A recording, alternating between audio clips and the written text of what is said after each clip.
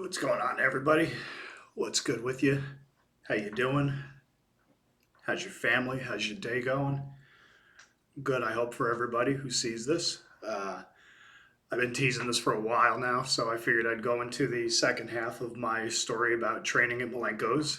Uh, I covered a lot of it in the last part, but I'll probably gloss over some of it. To start off with, I did want to issue a correction. I had told a story about training with Dean, and when we did that, the actual timeline of it was March of 1998. That's when he had started his program with Jericho. That was more of a long term thing.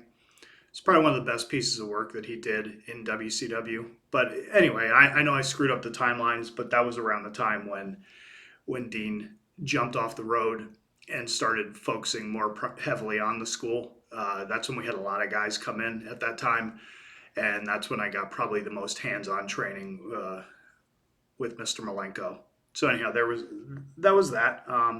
I wanted to talk about some of the guys who I trained with, who I forgot to mention last time. I kind of feel bad because those are my buddies, and I talk and babble to a certain extent and forget some of those things. It's also probably too many shots to the head, but it happens. That fires, folks. I wanted to show off a couple of things. This is very near and dear to me that I got when I first started at the school. Got these. Dean was giving these away. He used to have these sweet Malenko camp shirts that had a guy taking a German suplex on him, and I wanted those so bad, but I was broke. I was broke as a joke and couldn't afford them, so I was able to scrounge up $10. I think I borrowed it from one of my roommates, and then I got those shorts, and I've had them forever. They don't fit anymore. The waistband is all worn out on them, but I figure I'm either going to get them altered so I could wear them again, or I might just put them in a display case and show them off, do something like that. Maybe put them on my boots and maybe a couple pieces of my gear. Just a memento to narcissism or whatever you might call it, just a tribute. Yeah, that was that. Wanted to show you this one. If you can see that, that is when you used to walk into the school. It used to be in Tampa, Florida, on a street called Lazy Lane in a little industrial park, and that's the school. Here you can see that first ring there. If there's no glare on it, then you can see that blue one with the blue mat in the front. That was Dean's ring. That thing was stiff as a bitch. That thing. One time, me and CJ, Tony Mamaluke, were working out in it. Nora was there, Molly Holly. We were trying to impress her, and we just went in there cold and started bumping around, taking hip tosses and stuff. And my God, the ring hadn't been broken in, and we were just, the minute you hit it, we were just like, "Ugh," but we were laughing our asses off just because we're retards, and that's what you do in the business. The one in the back is actually the one with a lot of history. Not, you see it in the back there. That is the old sportatorium ring that they used in Florida Championship Wrestling. Got a lot of history. That was Kern's ring. That's the one that he used, and a lot of memories in that ring. I believe at this point, a gentleman who I knew through the business, whose name was at one point Albino, and then he changed it to Naftali. He bought it because it was in the school. It was in the periphery, I guess you could say. That's probably the wrong word, but let's run with it. And it was Kern's ring. So when Dean shut down the school on his end, Kern kept his ring. I don't know what happened to the stiff one. Actually, I do. It's a funny story. I'll get to that if I remember.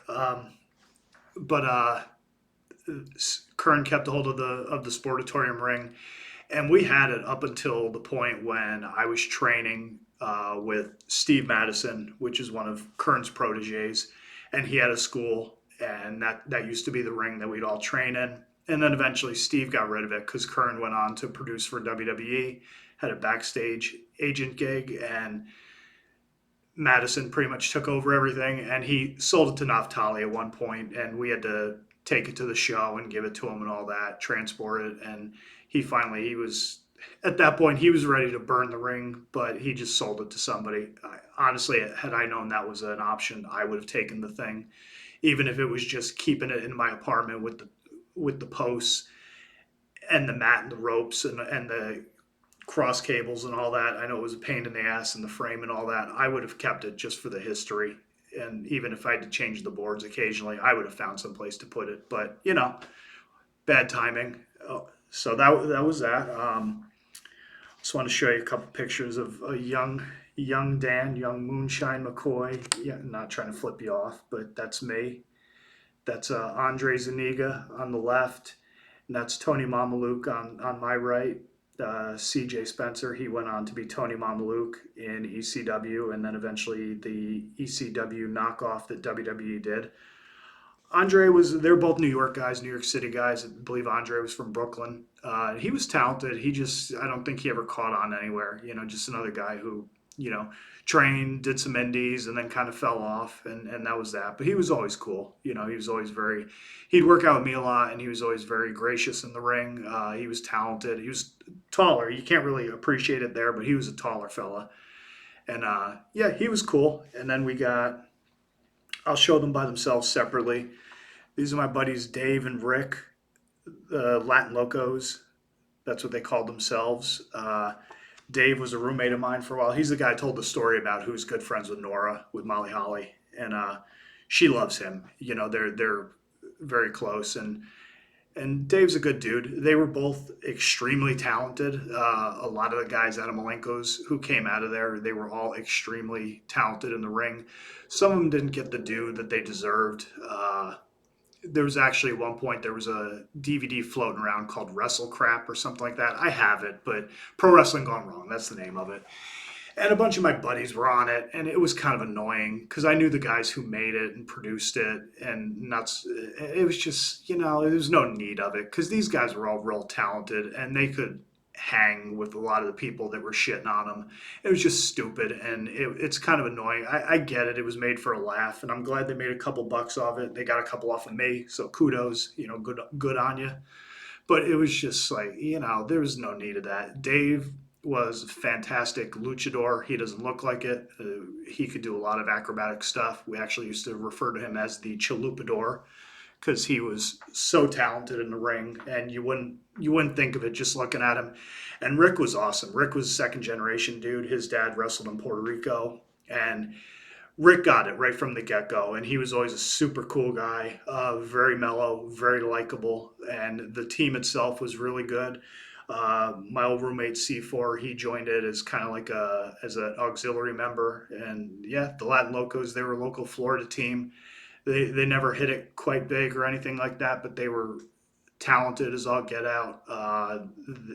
People could have done more with them, and Dave always got work. Rick, he kind of his personal life took precedent, so he kind of fell off a little bit. I'm pretty sure he does tattooing. Last I heard from a guy Artie, who I'm about to mention in a second, he was super jacked and got real big. But yeah, that's the Locos. And give me a second. Drinking a protein drink here because I just got done working out a little while ago. Just got off the phone with a buddy of mine, Brad, who used to wrestle as Egan Kerr and then Leslie Ray. Fantastic guy. Haven't spoken to him in a long time. If you haven't talked to any of your friends, family, stuff like that, not to get all sappy or anything, but give them a call. Keep in touch with them. Don't let too much time slip by. Wrestling's kind of a weird thing because all of us, even though we think about each other a lot, and none of us really keep in contact unless you've got a very tight-knit circle of friends that you made through wrestling, which is difficult because wrestling's kind of a weird business, as is all entertainment, but it's just weird. And even though you think about each other all the time, you might not communicate. Then you catch up with these guys, and it's like you never missed a beat. It's like boom, and you're right back into it. So it was cool. I talked to him for like 2 hours. I guess he just got a neck fusion surgery done, so I was talking about that. And yeah, just talking about just general life stuff and catching up. So it was cool. It was a good day today. And then moving on. This is me again with Andre again, Rick, and that's Artie. Mad Dog Armstrong. He was in a couple classes before us, but he was very helpful when I was breaking in as a student. He always got in the ring with me. He's a squat fellow. He was like 350 at the time, something like that, maybe like 5'8", 5'7", something like that. And kind of intimidating at first because like a bowling ball legs. But he was always very cool, very helpful. Didn't take liberties with me, which sometimes that could happen with newer guys and older guys, especially if they kind of bitter, have a point to prove, or trying to protect the business, that sort of thing. It can go sideways real quick. But he was always cool with me. And before you say yes, that's a corn shirt. Yeah, I know, I'm a poser. Yeah, I used to like them. Fuck off. So anyhow, that's some of the pictures. And I wanted to talk about a couple things here. Some of the people that I met along the way, some of the bigger stars who I got to work with in and out of the school, and were kind of impactful or instrumental in helping me as I progressed through my time in wrestling, and all came from Malenko's. But I did want to touch on one thing, not to get too philosophical, but when I first started there, I moved down here. I said it the last time, but I didn't have a car. I didn't have a pot to piss in, window to throw it out. I had one gigantic hockey bag with all my clothes in it. I had an air mattress, which I have a picture of, but I'm not breaking it out. I had an air mattress that was deflated that I slept on every night, and it sucked and it was rough. I had a job that was halfway across town to get to and from the school. I walked everywhere. Every day I would leave Busch Gardens, and I would have to run to catch the bus.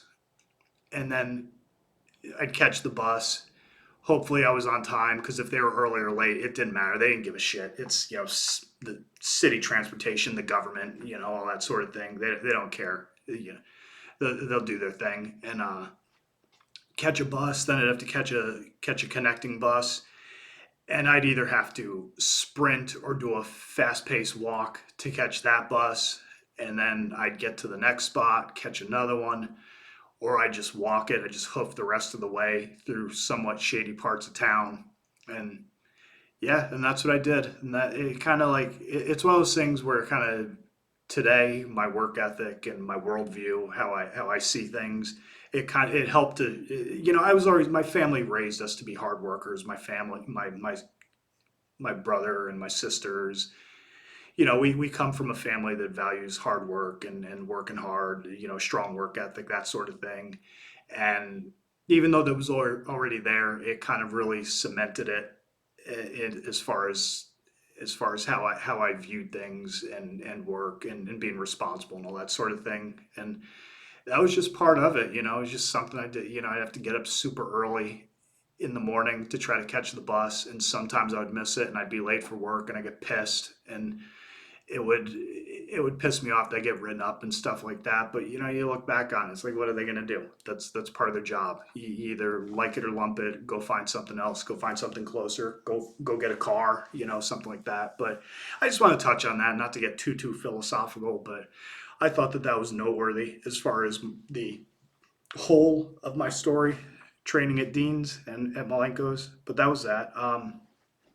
So yeah, as I got progressing through my training, I started getting better. Started spending a lot more time in the ring.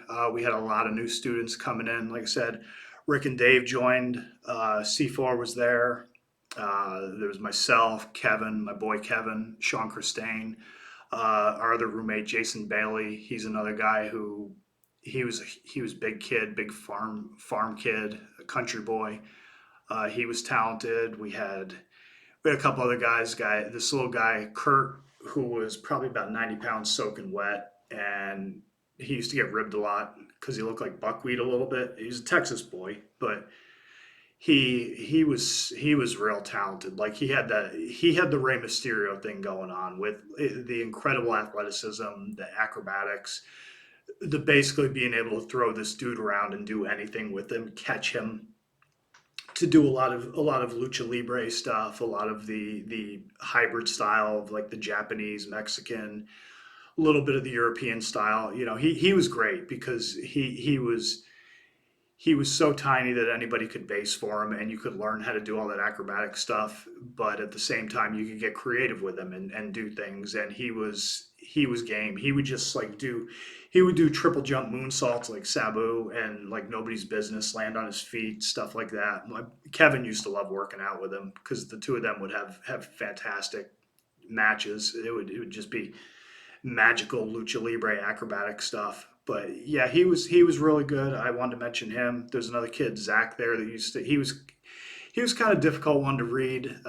He's real quiet. I heard when I left, finally when the school was shutting down, I left before him. And I heard that he was trying to look for Nasty Ronnie from Nasty Savage, which I was like, I didn't know you were into metal or rock or anything. We probably could have hung out and had a good time. But he was funny. He was just kind of a weird dude. He used to take a tremendous backdrop, and I always used to wonder, is he ever going to get his match? Somebody said he finally got a match somewhere, but I don't know. I think he tried to do something because he's from Oregon and he tried to do something there, but I don't know if anything took or what happened to him. It's just that's how things go. I'm sure you don't remember everybody you went to college or school with, so I don't remember or keep up with a lot of the guys who I went to school with. There's another guy, Matt Roth. He was from Ohio, and he was technically the last Malenko student that ever came out of the school, and he used that tagline for a little while. I personally think either Kevin or I were the best ones as far as the last crew of people to come out of there, but that's neither here nor there. But he was cool. I don't have a lot to say about him, but I figured I'd just give a little shout out to him if he ever comes across this or anybody tells him about it or what have you. But yeah, he was cool. That was pretty much that was the crew. There's another guy actually. There's this guy Tom. He was a huge guy. Everybody thought he might succeed because he was a giant. But he didn't get it. He wasn't really as athletic as would have been necessary even for the big man stuff. And he was kind of clumsy, and which clumsy equals dangerous. And when you want to learn how to do pile drivers and everybody's looking for the time and trying to find a way out of the ring, that's not a good sign. So that was Tom. But he ended up seconding Kevin on his debut match ever, his first match when he debuted. So I guess he's got that going for him as far as an accolade, if you want to call it that. But yeah, that was Tom. But yeah, there was a lot of guys who helped, who were influential, shaped my time there, my first year going forward in the business. I had a lot of run-ins, if you remember him, gentleman by the name of Prince Iakea. If this were a professional thing, either here or here, there would be a picture of him. But Iakea was an interesting dude. He was a Malenko guy. He was working in WCW at the time. I think they pretty much threw him to the wolves. He went right from school to training at the power plant, then working on television, WCW. Worked with a lot of the greats: Steve Regal, William Regal, Fit Finley, Dave Taylor, Benoit, Dean, Eddie, all those guys. He was in the ring with a lot of the cruiserweight guys. He was cruiserweight champion a few times. Jericho, he had part of the thing with Dean was him having Jericho had a small program with Iakea, and he would call him Prince Nakamaki, and that kind of stuck for a little while. And they did a whole thing there, but Mike was intense. He was kind of like he was a bit standoffish, but it was more of he was the type of guy that was trying to test you, trying to see how you would hold up to stress. And like he was all right. Looking back, I thought at the time he was kind of a dick, but it's, time and space and thinking about it, introspection, all that, you realize, no, he was just testing you. He was trying to see if you were any good, if there was anything there. He was there to kind of see if you're gonna be worth a shit, if it was worth continuing, if there was anything there that anybody could work with, and that was part of his thing. But there was a story where I worked out with him and it was fine. I mean, I blew a couple spots with him, but that was a recurring theme in my career. My time spent wrestling is blowing spots and botching things, just being green and all that. But we worked out. It was fine. He came back another time and he was working out with Kevin, and he was doing like the William Regal thing where you'd go to lock up and Regal would either walk away from you or smack your hands down and walk away, kind of cocky, like he was working him. That's what he was doing. He was testing him, and Kevin kind of failed a little bit, I think, because he just dipped out of the ring, got out of the ring and left him there. So I'm sure that he didn't win points with the Prince on that one, but I thought it was funny and I got it. But, then you look back and you think about it, you're like, okay, he was just testing you and he was trying to see how well you would handle to the stress and the pressure of somebody being a dick to you. And, yeah, it's just probably hindsight. If I could give some advice is, talk to the veterans and ask them, like, if you get your nose in a twist about something they do, ask them why they did it, and they're going to tell you and they'll explain it, and they'll be thankful that you asked them and you're inquisitive and you're wanting to learn, or they're truly a dick and they're just being a dick and they're going to continue to be a dick to you and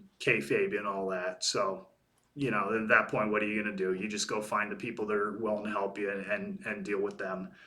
But we had a situation where he was working out with some of the students, like Dave, Kevin, a few of the other guys, and it was our trainer at the time, Mike Marcello. Pepe Prado was there. I think Artie might have even been there. Art Flores, who was a friend of Eddie Guerrero's, who was training at the school because they were trying to teach him to transition from lucha libre to American style so he could eventually get on TV, which he did. He wound up in the LWO with Eddie in WCW. And he was a cool guy, another cool guy who I got to work out with a lot, got to know over the years. He's a school teacher here in Florida, and he's a cool dude. He's a very cool dude. I won't do my art impression right now. I don't want anyone to think I'm culturally appropriating anything. But he was a cool dude. But yeah, Dave, he didn't have his, not C4 Dave, Gino Latino Dave. He didn't have his shoes tied, and he went up for a backdrop. And when he came down, he rolled his ankle because he had no ankle support with his shoes untied, and Ikea just went off. He just went on he started cutting a promo, and everybody's just kind of like, because even veteran guys like Pepe had been around for a while, Mike had been around for a while, they were doing enhancement stuff for WCW. It's not like they were greenhorns or students like myself and the other guys, but even they just sat there and listened and took it, and he was just going off. And Mike was a capable dude, so probably a couple people were aware of that, and they didn't want to test him or anything. But he's a decorated amateur wrestler down here in Florida, and as the years went on, and I got to know him and have altercations with him that I'll get into another time. People would tell me that yeah, he's legit. You definitely want to be careful with him, or yeah, it was good that you didn't do X, Y, and Z. So that was that. But yeah, he just went off, and then so the legend goes is that he got a call from Dean that night because somebody had told Dean that he was abusive to the students, and Dean did not take too kindly to that. From what I gathered, he told him that if something like that ever happened again, he was not going to be allowed back to the school. And however that went, that was basically the story that I heard.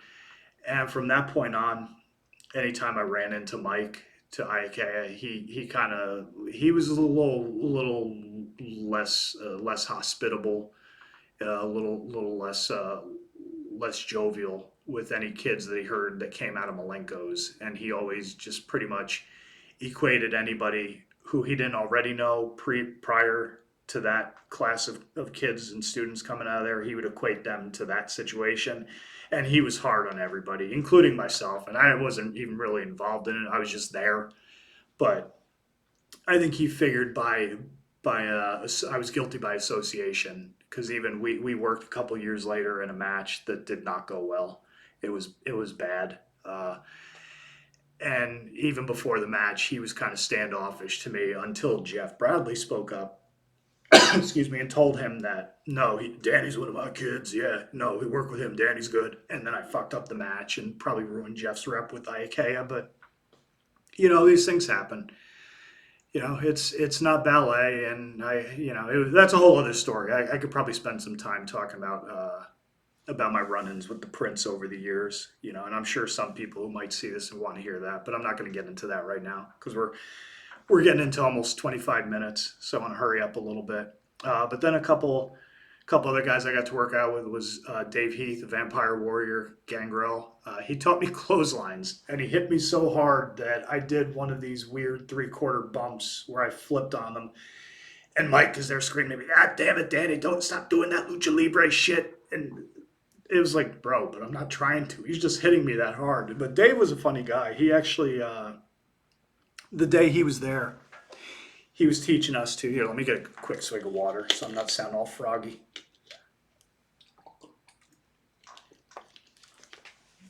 He was teaching me how to take bumps out of the corner. So they're shooting me off. I'll pop out, and he would like either hit me with a clothesline, elbow, something or other. And he's trying to teach me how to sell, how to feed out of the corner for these things. He's like, "Yeah, man, all you do is you just kind of like you pop out like you just you sniffed a whole big line of heroin." And Mike just kind of looks at him and is like, "Yeah, because Danny looks like he's done a bunch of lines in his day." And it was funny, and it just made me laugh. And I was like, yeah, I get what you're saying. I guess I could envision that, but I've never done heroin, so I don't exactly know how I would stumble out of a corner like I was on heroin. But I kind of got the point. And over time, I probably didn't do it right after that either. But yeah, I tried. So that was a funny story. Um, this was also around the time when I was getting to the point where I wanted to start taking matches and getting bookings and starting to work on shows and get my feet wet in front of crowds and all that, get some exposure. So as Dean, he told me, let's wait till C4 is ready and then we'll put you out there in front of a crowd, which is what ended up happening. But we had a couple promoters who were very notable, very impactful in my career. I say career, but my time spent in wrestling. I didn't really have a career. I was on the indies, did matches. But one was a guy by the name of Frank Reyes, who he was the promoter for the first company I ever worked for. And the other one was Ron Nemi, who ran a company called Independent Pro Wrestling, which was IPW for short, eventually became IPW Hardcore.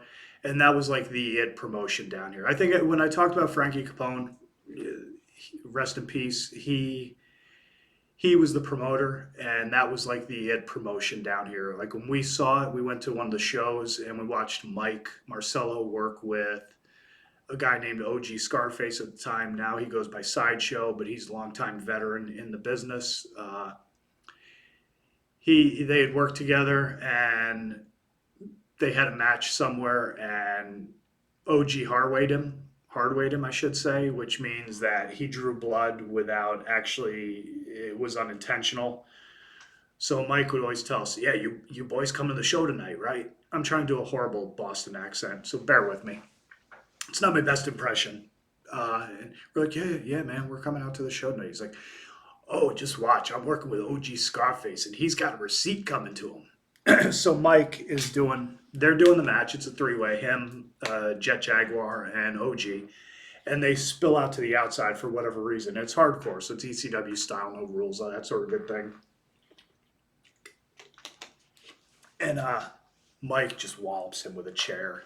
And OG's crawling out in front of us, and all you see is bloop, bloop, bloop. And he bent up. Hopefully you see this, but he cracked him with that part of the chair. And of course, it bent over his head. And that's one of the worst parts to get hit with by a chair. So it split him open big time. And he's bleeding. And we were like, well, I guess Mike got his receipt back. I guess he got his receipt. So, and that was that. And, that's just something that happened. But Ron's always cool. I still know Ron to this day. We're very casually, but we know each other. We just unfortunately ran into him at Frankie's service. But he was one of those places when we went there, we wanted to work there. Our whole thing was they had metal guardrails, and we always wanted to throw each other into them because we're stupid marks. And it was a thing that we wanted to do. But it was a good place. I mean, if you know the history of IPW, then you know that this was like the it promotion down here in the Central Florida area in particular.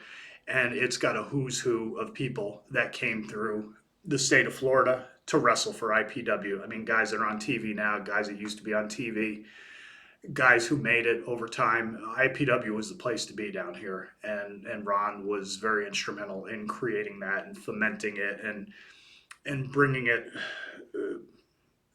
taking it, taking it from its infancy and causing it to grow and create something that was really special down here. I mean, there was a shit ton of talent down here. It can't even.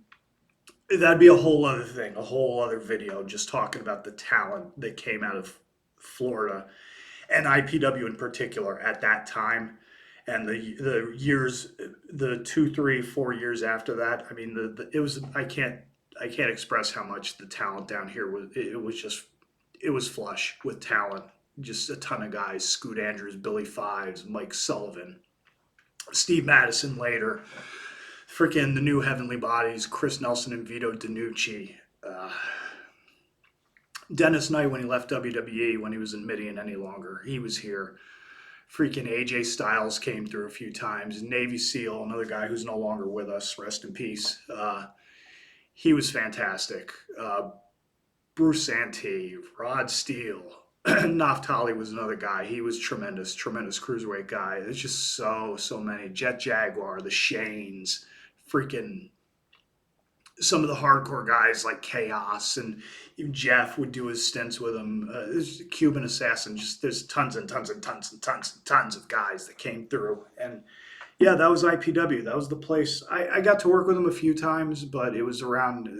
I didn't really get to work with him much because it was around a time when I was having some personal difficulties, and I had to take a break from wrestling. And what turned into a short break ended up being 3 years, and that's a lot of time in wrestling to lose. So there was a lot of that was a period when they were really exploding. So I missed out on a lot of stuff, and which it happens. I'm not bitter or anything. It's just a reality. And but yeah, but then going back to Frankie, he was always cool. I mean, his promotion was the one where I did my last match. I didn't plan on it being my last match, but it was. I'll get into that another time. But yeah, my first match was with him. I don't remember getting paid that night, and we wrestled it's a place called Kahuna's, which is still here to this day. He used to run a company called Southeastern Professional Wrestling Federation. It was SPWF for short, or its call letters.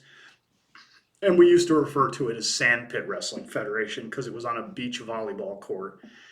And which was cool because you could take bumps on the outside and not really get hurt, but at the same time it was a pain in the ass working in that ring. The ring was stiff as hell. It was as close as you get to bumping on cinder blocks as you could get without bumping on cinder blocks. The ring was that stiff.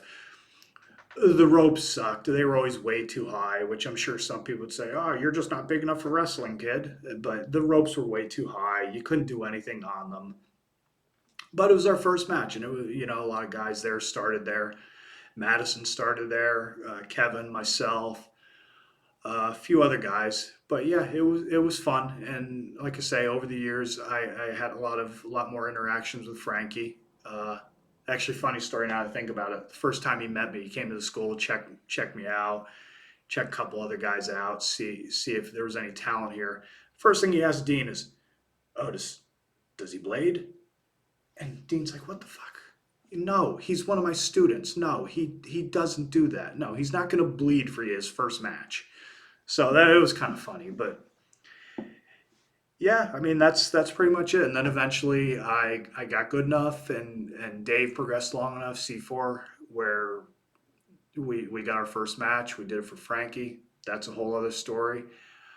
And yeah, Dean brought us all together one day, told us that he had to make a choice between starting a family, working with WCW, and owning a school and operating a school. And he decided that owning and operating the school was not as high a priority as starting a family and his newly re-signed contract being on the road with WCW.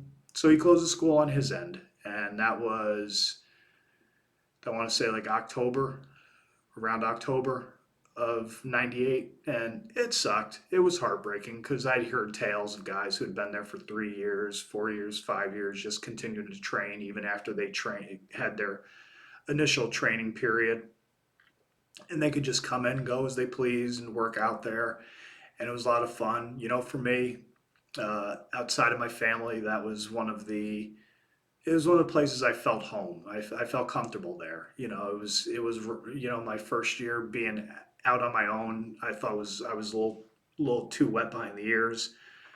It was very like comfortable is the only word I can come up with. I felt kind of at peace there. Training at the school, being part of that group and the camaraderie and the brotherhood and stuff like that. And it sucked. It really kind of, he noticed that, and he kind of like walks up to me and kind of pats me like, oh, it'll be okay. And then we ran into him one of the last times before we left. Me and a couple of boys left town. We saw him at a WCW show. He came out to greet us after the show was over.